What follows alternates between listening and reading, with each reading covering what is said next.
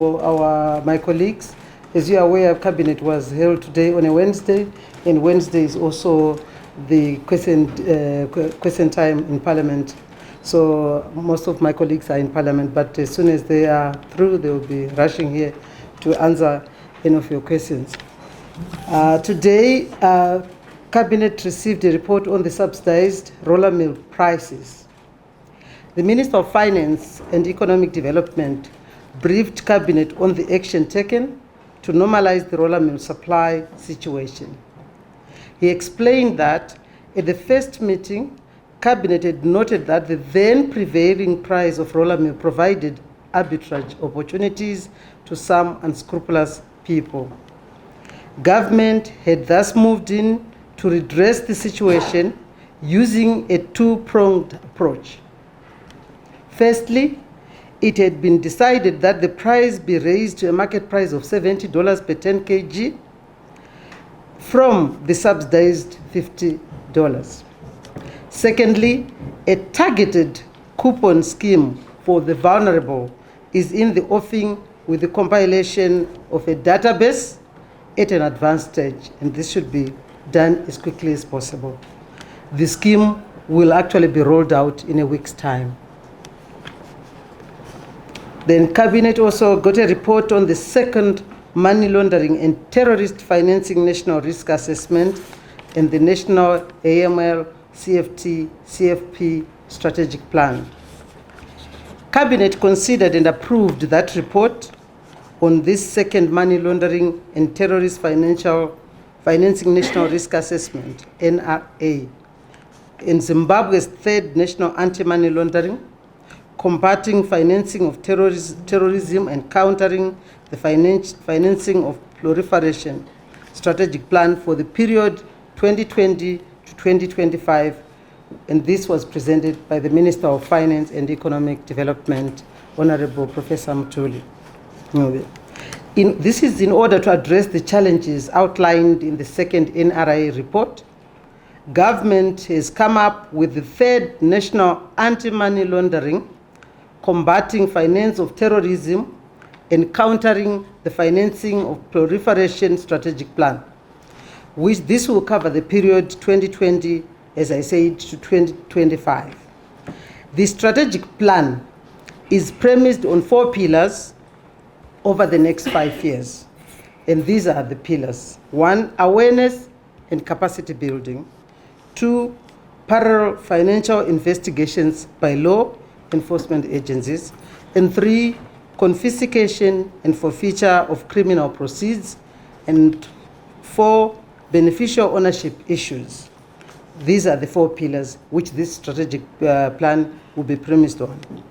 The 2020 to 2025 strategic plan, therefore, positions Zimbabwe on solid ground that will enhance its domestic capacity and capability to respond effectively to the challenges of money laundering, terrorist financing, and financing of proliferation MLTFP and its associated financial crimes.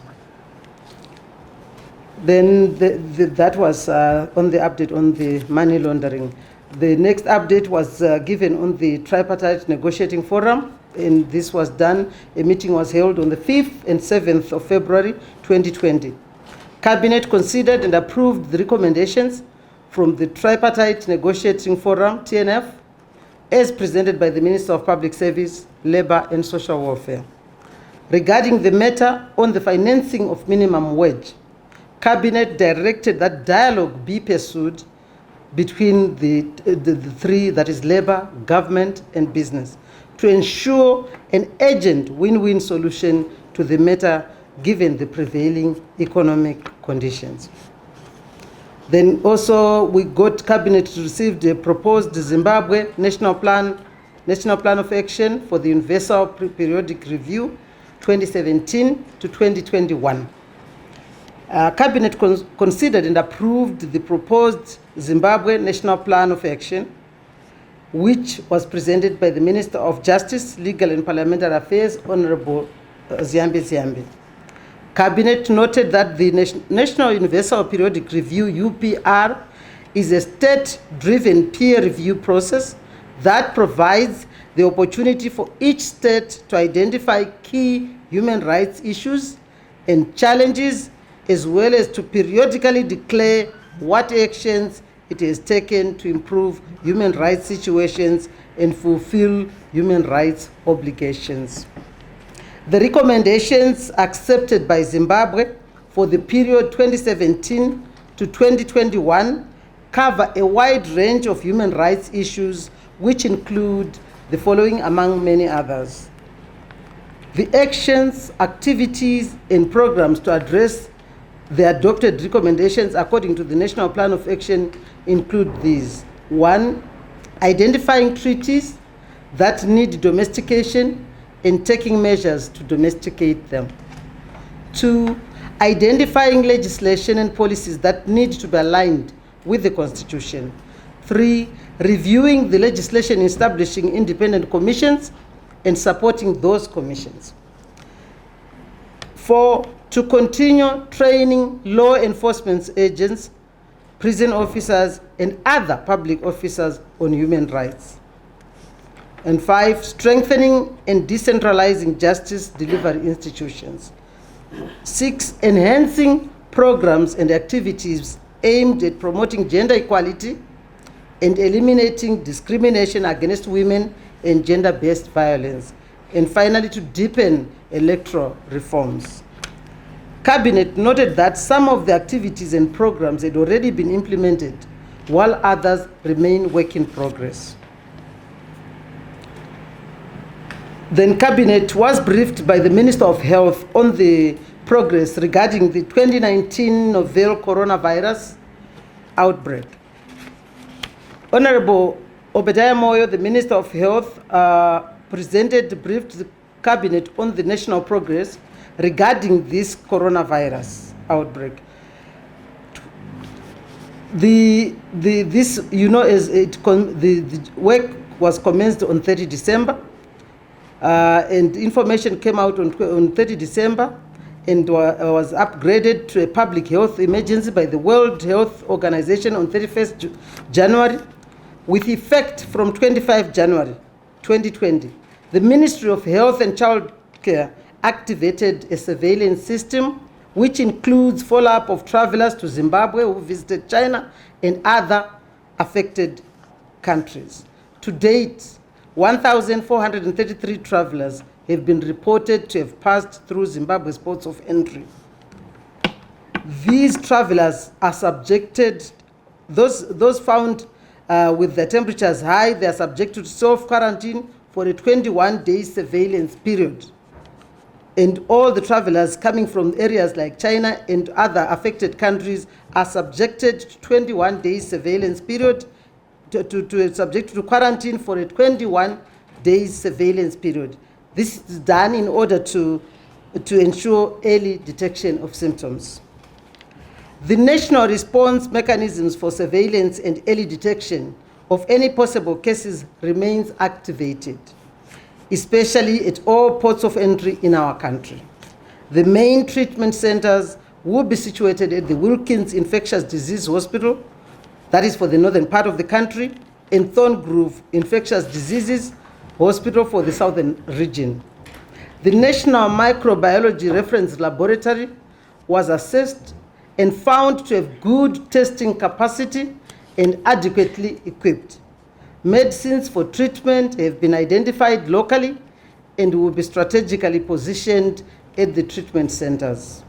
The Ministry of Health and Child Care is currently working on modalities to ensure that adequate personnel for identification and management of cases, particularly at ports of entry, are trained and equipped for that arduous task ahead of them. Government wants to assure the nation that it is ready to tackle the coronavirus scourge head on, and there is no need for Zimbabweans to panic as the situation is very much under control. The Ministry of Health and Child Care will continue to give updates on developments regarding this virus. Then we also received a report as Cabinet on the flash floods in the Nusungale area in Binga district. Cabinet received that report on the flash floods from the Minister of Lands, Agriculture, Water and Resettlement as the acting Minister of Local Government and Public Works. It was reported that due to the heavy backlash, all the 21 families in the floodplain are marooned and 11 people are hanging on trees waiting for assistance. Cabinet noted that the Air Force of Zimbabwe, Sub-Aqua Unit stationed at Fairbridge, Bulawayo, and the Civil Protection Department all had been mobilized to assist those affected families. And the Cabinet approved the following recommendations, short-term recommendations: that there be a quick evacuation of the affected families from these areas to areas of safety. Also, that non-food and food items be mobilized for the affected families, and that the District Civil Protection Committee should continuously monitor the general health and welfare of the people for possible outbreaks of waterborne related diseases. Cabinet also received a detailed report on the 33rd Ordinary Session of the Assembly of Heads of State and Government of the African Union, which was held from the 9th to the 10th February 2020 in Addis Ababa. This was presented by the Minister of Foreign Affairs and International Trade, Honorable S.B. Moyo. The summit was held under the theme, Silencing the Guns, Creating Conducive Conditions for Africa's Development. In his response of the Peace and Security Council on its activities and the state of peace and security in Africa, His Excellency, the President, Comrade E.D. Mnangagwa, had appreciated that the show of solidarity with Zimbabwe against sanctions had demonstrated and affirmed the importance of union attached to the defense of the provisions of the Constitutive Act of the organization. Cabinet noted with satisfaction that the Assembly had adopted a resolution which inter alia expressed solidarity with the people and government of Zimbabwe and urged the government of the United States of America to consider lifting the long-standing sanctions imposed on the government and people of Zimbabwe so that we facilitate the socio-economic recovery of this country. The Assembly also acknowledged the steps already taken by the European Union towards removing sanctions, urging that all remaining sanctions be terminated. The Minister of Foreign Affairs also reported that His Excellency the President had signed the MOU of the African Peer Review Mechanism, APRM.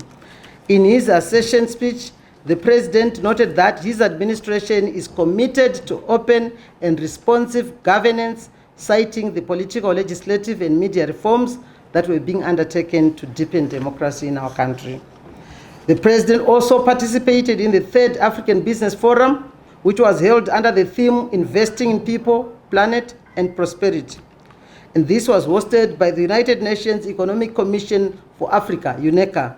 This was on the 11th February, and it was done on the margins of RU.